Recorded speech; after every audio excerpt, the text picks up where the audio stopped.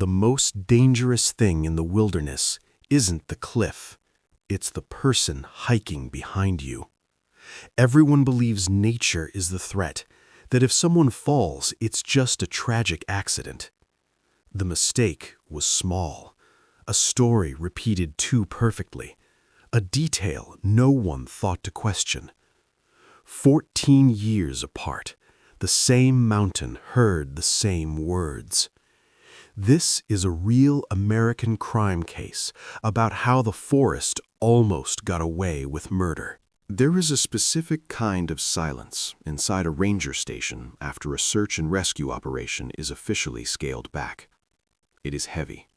It smells like damp wool, stale coffee, and defeat. In the late autumn of 2014, a man sat in the corner of a remote ranger station in the Pacific Northwest. He was wrapped in a crinkling foil survival blanket. His hands were trembling around a styrofoam cup. He was staring at the floor, recounting the worst day of his life to a veteran park ranger named Ellis. The man's name was Robert. He explained, his voice breaking, how he and his wife, Diane, had been hiking a steep, densely wooded trail. He explained how Diane had stopped to adjust the laces on her left boot. Robert had walked just a few dozen yards ahead to scout the ridge. He told the ranger how the fog had rolled in, sudden and thick, swallowing the trail. He said he called her name. He said the wind was too loud. He walked back, but she was gone. It was a tragedy. It was the kind of sudden, brutal misfortune that the wilderness hands out indiscriminately. But Ranger Ellis was not feeling sympathy. As he sat across the metal desk, watching Robert cry, Ellis felt the temperature in the room plummet.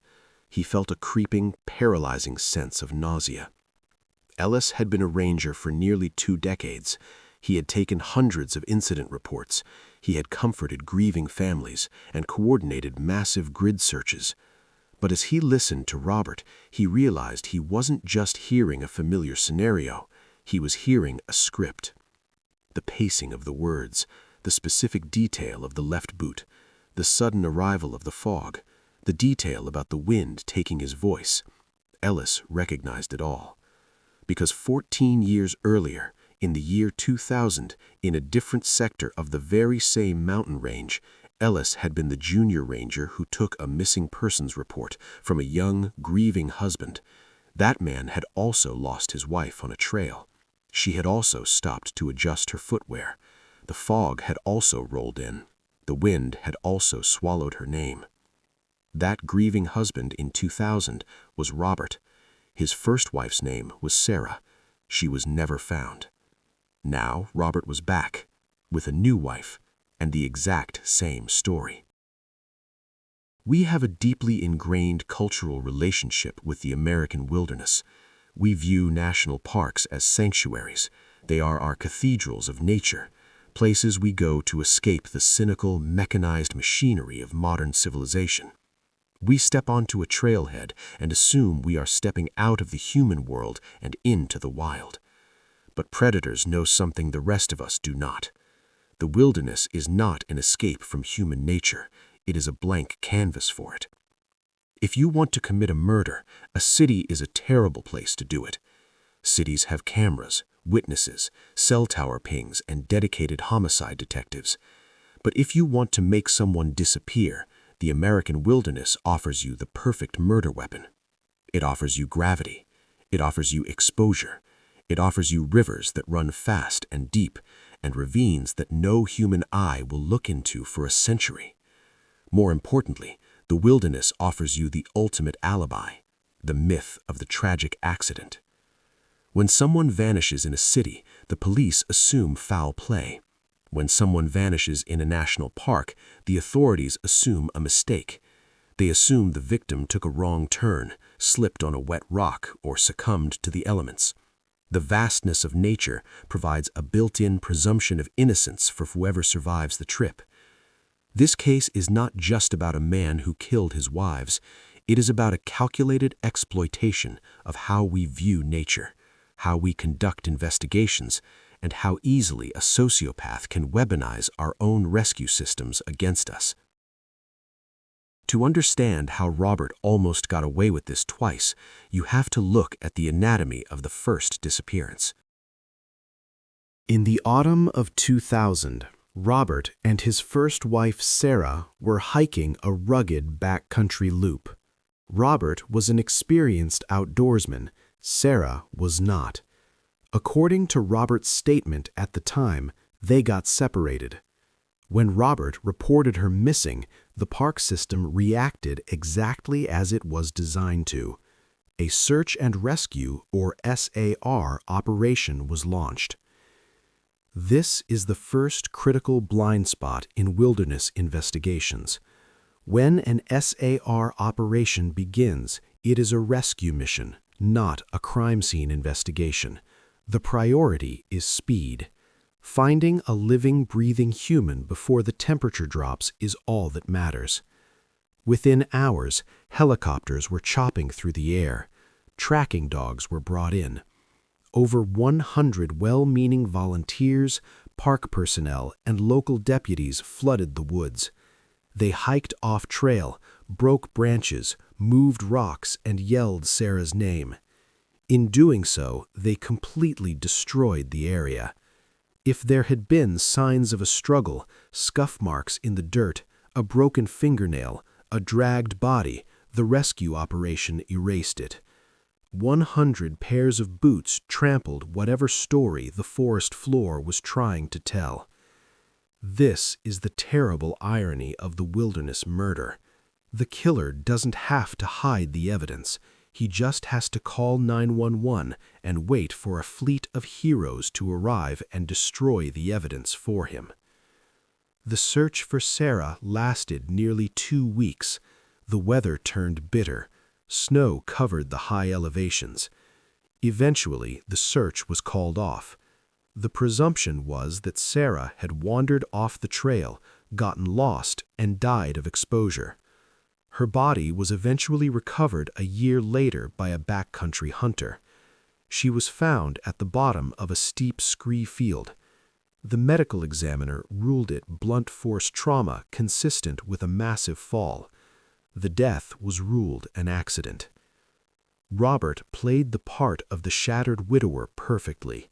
He thanked the rangers. He cried at the memorial. He collected a substantial life insurance policy, and he moved away. For 14 years, the file gathered dust. In the eyes of the law, there was no crime. There was only the cruel, indifferent hand of nature. We assume that sociopaths are chaotic, but often they are rigid. When a liar finds a story that works, they rarely abandon it. The truth is messy. It changes depending on the angle, the memory, the lighting. But a lie is a fragile construct. It takes effort to maintain. When Robert pushed Sarah off that cliff in 2000, he rehearsed his alibi over and over in his head. The boot, the fog, the wind. He memorized it. And when he recited it to the authorities and it worked, that script became his talisman. It was the magic spell that kept him out of prison and made him a wealthy man. 14 years later, he found himself in a similar financial bind. He had a new wife, Diane. She had a new, lucrative life insurance policy, and Robert had a proven method. He didn't just use the same method, he used the exact same park. He chose a trail 50 miles away from the first incident, but within the same sprawling federal jurisdiction. Why? Arrogance, perhaps. Or perhaps it was a psychological compulsion, a need to return to the scene of his triumph. He viewed the park not as a place of danger, but his own personal ATM, a place where he could make withdrawals in exchange for human lives. When he walked into that ranger station in 2014, he was confident. He deployed his foil blanket. He drank his coffee. He began to speak. He assumed the park was a faceless bureaucracy. He assumed that rangers were interchangeable uniforms and that 14 years was enough time to erase any human memory of his previous visit. he failed to account for Ranger Ellis. When Ellis heard the story, he didn't immediately confront Robert. That is not how you catch a predator. If you show your hand too early, the predator goes silent. They lawyer up. Instead, Ellis did something infinitely more difficult. He nodded. He wrote down Robert's statement word for word. He offered his condolences. He watched Robert act out his grief, and Ellis played the part of the sympathetic public servant. But as soon as Robert left the room, the rescue mission quietly, unofficially, morphed into a homicide investigation. Ellis pulled the archives. National park records from the early 2000s were often a mess of microfiche, undigitized paper files, and disjointed jurisdictional reports. The American wilderness is an administrative nightmare. A single mountain can sit on federal land, cross state lines, and border 3 different county sheriff departments. Murderers thrive in this overlapping bureaucracy because agencies rarely communicate perfectly. Ellis spent the night digging through boxes in the basement of the park headquarters until he found it, the 2000 incident report. He laid the 2 statements side by side. The language was practically copy-pasted. It was a statistical impossibility. Ellis contacted the Investigative Services Branch, the ISB. The ISB is essentially the FBI of the National Park Service. They are a small, elite group of special agents tasked with handling major crimes that occur within the boundaries of America's millions of acres of federal wilderness. When the ISB agents looked at Ellis's findings, they realized they were dealing with a serial killer who used topography as his weapon. They began to look closer at Robert. They pulled financial records. They found the life insurance policy on Diane, taken out just 3 months prior. They found internet search histories. Robert hadn't been searching for romantic weekend getaways. He had been looking at topographic maps, searching for trails with steep, unguarded drop-offs and low foot traffic. They also looked at the evidence they didn't have. When Robert claimed he had searched frantically through the brush for Diane, his clothes were remarkably clean. His boots weren't heavily scuffed. He had no scratches on his face or arms from fighting through dense Pacific Northwest undergrowth. A man who spends hours desperately looking for his dying wife in a dense forest does not walk out looking like he just stepped out of a catalog. Furthermore, when authorities finally located Diane's body at the bottom of a ravine, the physical evidence told a different story than Robert's script. Forensic pathology in wilderness deaths is incredibly complex. A body that falls 100 feet will sustain massive trauma. To a standard coroner, it looks like an accidental fall.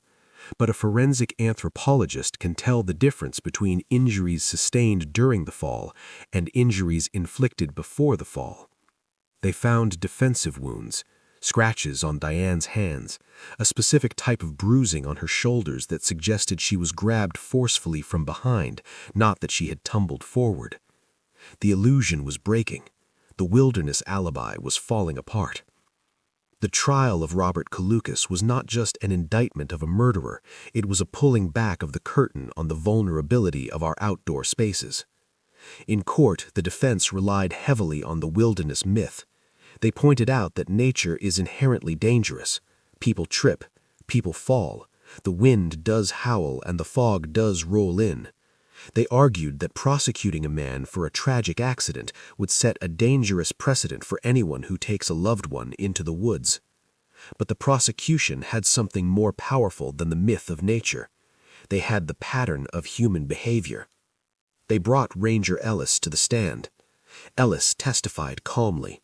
He didn't speak about the majesty of the mountains or the cruelty of the rocks. He spoke about the cold, calculated repetition of a man who thought the forest was deaf and blind. He read the 2 statements. He let the jury hear the exactness of the lie. The jury didn't convict Robert because they understood the forensic pathology of a fall.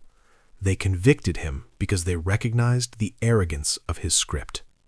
Robert was sentenced to life in prison without the possibility of parole. When we look back at this case, It forces us to confront an incredibly uncomfortable reality. We are taught to fear the woods. We are taught to carry bear spray, to pack emergency rations, to watch out for shifting weather, and to stay away from the edge of the cliff. We look out into the vast, dark tree line, and we imagine all the terrors that nature might inflict upon us.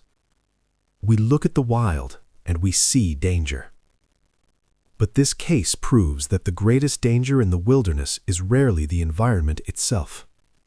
The mountains are indifferent. The weather does not care if you live or die. The rocks have no malice.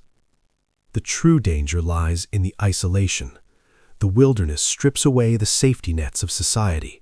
It removes the witnesses. It removes the cell service. It leaves you entirely, completely dependent on the person you are walking with. When you hike 5 miles into the deep woods, you are handing your life over to the person hiking behind you. The only thing standing between you and the bottom of a ravine is the assumption that the person you love actually loves you back. Robert knew this. He weaponized the trust that his wives placed in him, and he weaponized our collective trust in the innocence of nature. He used our own rescue protocols to wipe his crime scenes clean. He used the jurisdictional chaos of federal lands to hide his history. He almost succeeded. If Ranger Ellis had retired a year earlier, or if he had transferred to a different park, Robert would likely be walking free today. He would be living off a second life insurance payout, and in a few years he might have found a third wife, suggested another hiking trip, and waited for the fog to roll in. It took a single human memory to break a flawless system of murder. The case of Robert and his wives stands as a permanent marker in the history of national park investigations. It changed the way the ISB trains its agents. It changed the way local rangers take missing persons reports. Today, when a spouse goes missing on a cliff edge, the first assumption is no longer automatically an innocent mistake. The questions asked are sharper. The initial search protocols now include parameters for scene preservation, just in case the tragic accident turns out to be a crime.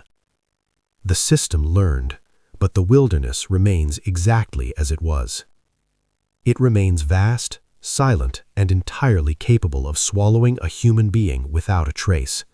It is still a place where the rules of civilization end at the trailhead.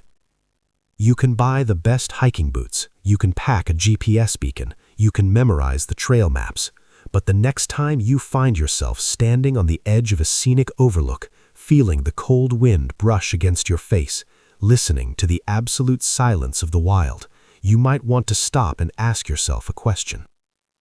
You are miles away from help. You are out of sight from the rest of the world. Who is standing behind you?